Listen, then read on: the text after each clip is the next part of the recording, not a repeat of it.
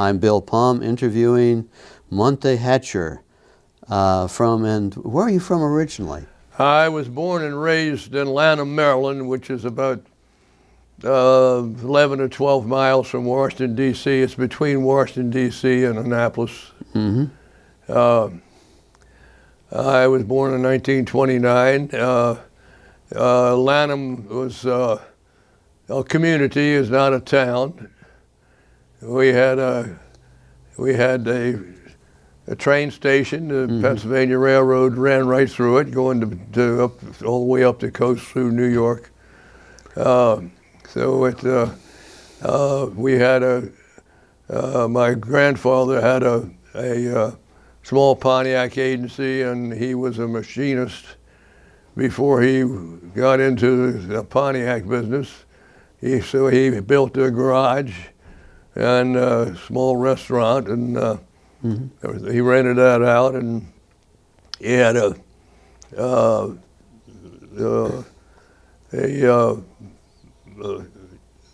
an ice house, small ice house, and he had a barber shop, and he rented that out. And we had a grocery store, and that was the extent of the business in Washington. I mean, in Lanham, Maryland. Okay. But it was a very nice community, nice people. My grandfather had a large family. There were 9 children in the family, and we all as they got older and they bought property from my grandfather, and there were 4 or 5 of us living upright within the community, the older ones, and it was very, very nice. And somehow you ended up in the military. Well, I ended up military. It was during the Korean War, and I would have gone into whatever branch of the service I wanted to, and I decided that I would like to be in the Air Force, and I had a very good job when I was in the Air Force. Okay, so you were drafted, or did you? No, I got my summons from the government that I would be drafted, so that's why I went into the Air Force. You beat them to it. Well, yes, so to speak. Yeah, they said you were going to be serving, and you said, okay, let me talk to the people in the Air Force first. That's correct. That's right. Okay. And what did the Air Force do for you then? You got trained? Well, yes, I was trained. As I say, I was trained as a weather observer. I was the chief observer in the last duty station that I had, and I worked with some good men. So you were trained where? I was trained in Illinois, in Champaign, Illinois, at Chanute Air Force Base. That's where they trained the people that got into meteorology, and there were other things that they trained there too. But that was the meteorology school, and the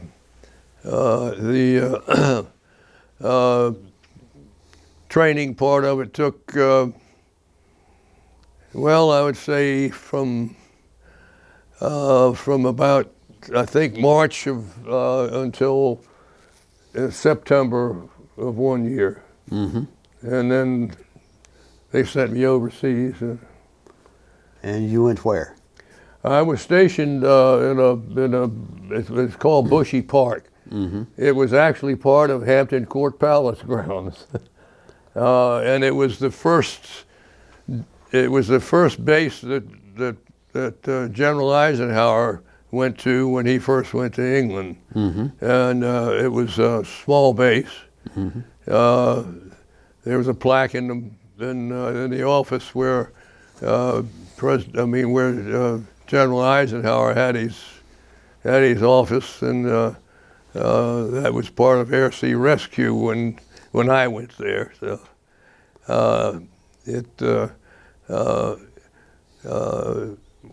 we had some nice people on the base, and it was, I say, a small base. We had a lot of cattle on it. Okay.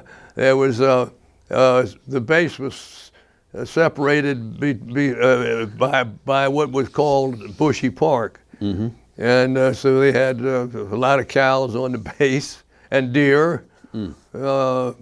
Had special gates on the base so that the cattle and the deer couldn't get into the base. So it was, and I say it was a small base. So, And what does a weather observer do? It observes weather. Well, I was kind of thinking that. And what we do is we measure the temperature, we measure dew point, we measure the height of clouds. We transmit all this information. At that time, it was transmitted on teletype, and today it would be a different transmission of it, but it was all done on teletype. And so there was a lot of noise in from the teletype machines when they were running, and that they weren't running all the time, but a good part of the time. But we also we took observations of whether it was raining or whatever the weather was, whether it was a storm, snow, sunshine. There was, as I say, when at one time we had to evacuate the base one time because the hurricane was, it came within about 100 miles of the base, and then it turned and went up the coast. So we never did have a hurricane while I was there. Okay, that wasn't in England though. That was that was in Palm Beach Air Force Base. When I was in England, I was stationed, as I say, in Bushy Park, which was a small base. It was part of the London area. Okay. If you wanted to know where it was London, of course, is a large city, but I probably was more about 10, 12 miles from downtown London, so to speak. Okay. And if I have it straight, you were gathering the data that the forecasters would then use? That's correct. We gave the information to the forecasters, and they took all that information and put together and decided what the weather would be for the next few days. The forecasters that we worked with were mostly officers. There were a couple of non-commissioned officers that did some of the forecasting, but a good many of the forecasters at one time had been pilots or in the Second World War. Most of the forecasters at one time had been flight officers at one time when they were in during the Second World War. So they knew firsthand what it meant to get it right. Pardon? They knew firsthand what it meant to get it right. Yes, and you had to get it right as close as you could for weather forecasting. Weather forecasting is not something. It's a science, and it depends on where you're stationed, what areas. There are some parts of the country or the parts of the world you could forecast weather right out of the book. There are other chances, like times like this area in Washington, D.C., Baltimore. We're between the ocean and the mountains, and it's difficult to forecast weather for this in this area. But there are other places that in England it was pretty easy to forecast for, because in the wintertime you had a lot of fog, and you could from October through the early part of May, You knew that it was going to be foggy just about all of the time. It's either foggy or not stormy weather, but rainy, light rain. Mm-hmm. And then you ended up in Florida. And I ended up in Florida. That's correct. And what was that like? Well, it was Florida. It was Florida weather. It was warm, hot in the summertime. Perfect weather in the wintertime. But in the summertime, it was very humid and very hot. But in the wintertime, the weather was about as perfect as you could get. Mm-hmm. So it was fairly easy to forecast weather for in Florida.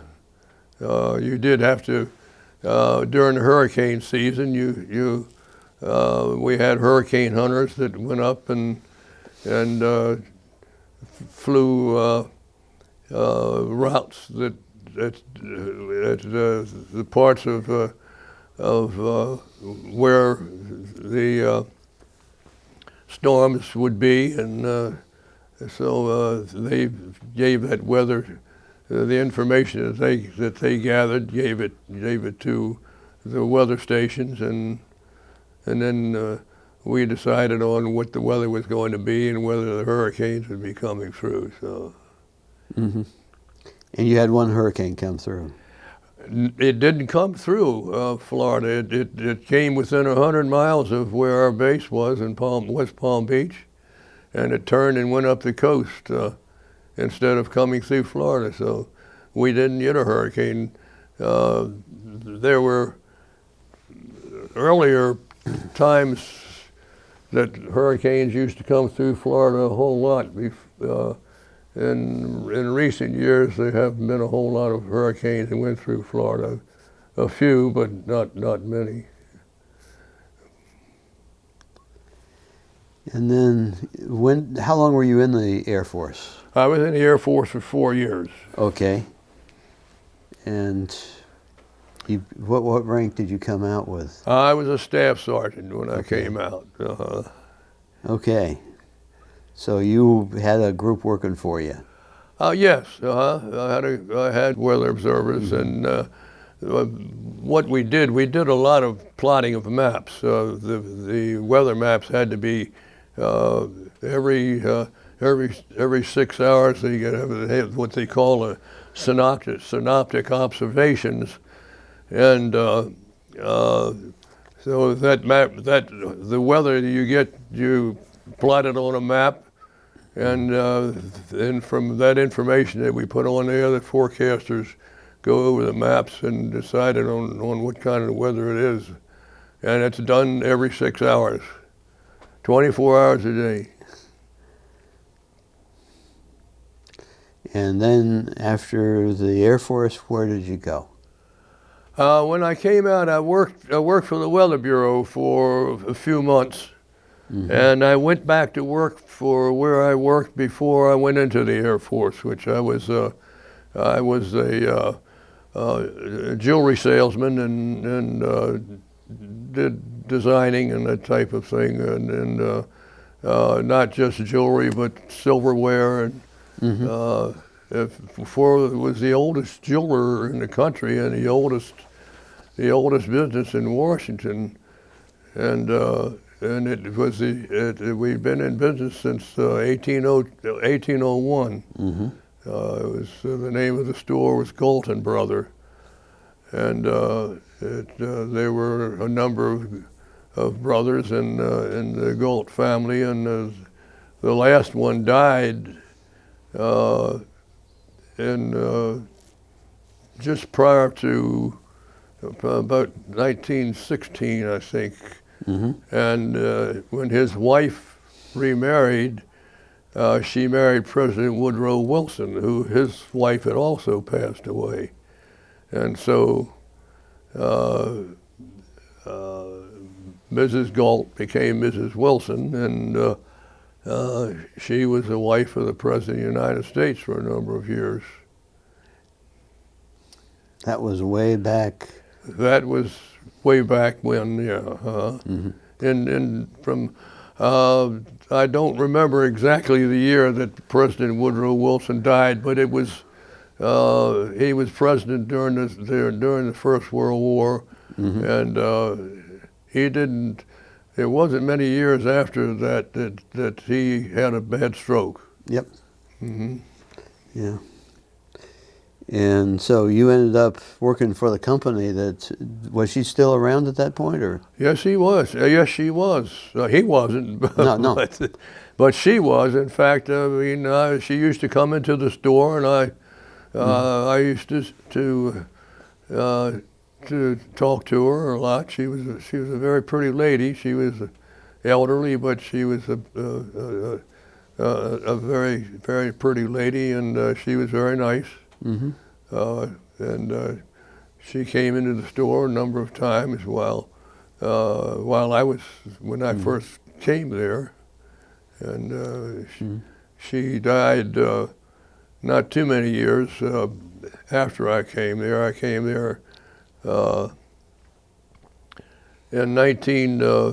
came there actually in 1951, and then I was there for a year, and I left to go into the service.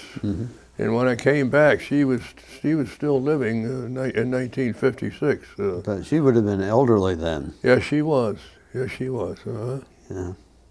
And then, did you stay with the jewelry business, or? I stayed in the jewelry business for 45 years. I retired from the business. I was the vice president of the corporation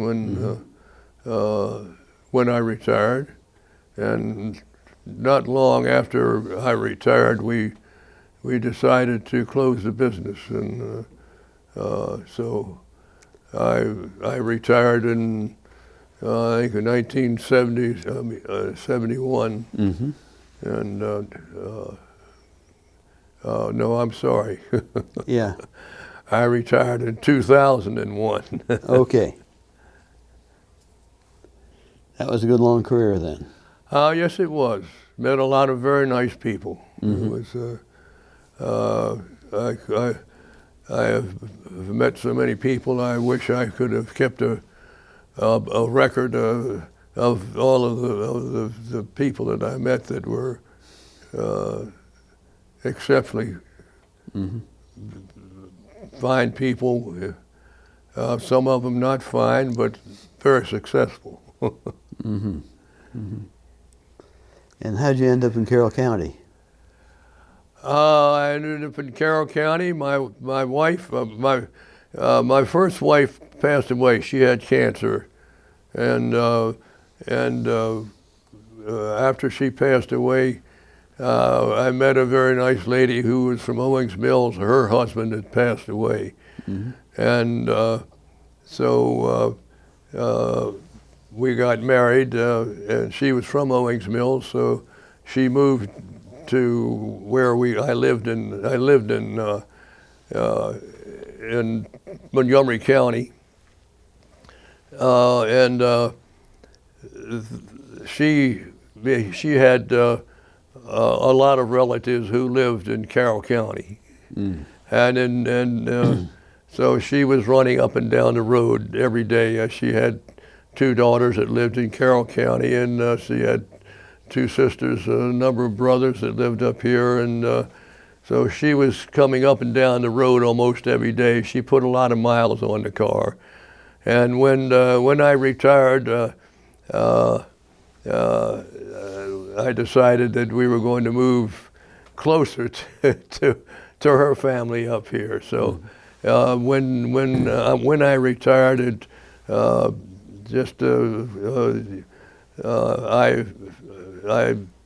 within a year's time, we had moved up here, and we lived up here in Westminster, and my wife just passed away this past March, and she had dementia, and I had spinal stenosis, and so we ended up here, and so I will probably be here for the rest of my life. I guess that's about where I'll be for the rest of my life. unless the spinal stenosis gets any better. I'm a whole lot better now than I was when I came here, believe me. These are very nice people here. Good. They do a nice job. And you got family around the area? I have a son and a daughter. My son lives in Bethesda, and my daughter lives in Lincoln, Nebraska. And she has a grandson who lives out in Lincoln, and she has a grandson who lives in near the University of Maryland. Boy. Well, that's really interesting. This has been an awfully good conversation we've had, and it's a pleasure meeting you and talking to you. Well, it's been nice to spend some time with you gentlemen, and I hope that I have been something that gives you the information you need for retired, not retired. I mean, I didn't retire from the service. I spent 4 years in the service, but I enjoyed my time when I was in the service, and I've met a lot of very, very nice people when I was in the service. So. And it shaped your view of the world. Pardon? It shaped your view of the world. Oh, well, yes. Yeah, you meet, I was overseas, and I went to, I had to go to Norway and Denmark and Germany and when I was in the service. And so I met a number of people from countries that they were all nice people that I've met also. So you learn a lot about people, and I'm sure you've been around for a while, and you've probably learned a lot about people too. So. Indeed, indeed. Again, thank you very much. You're very welcome. Thank you.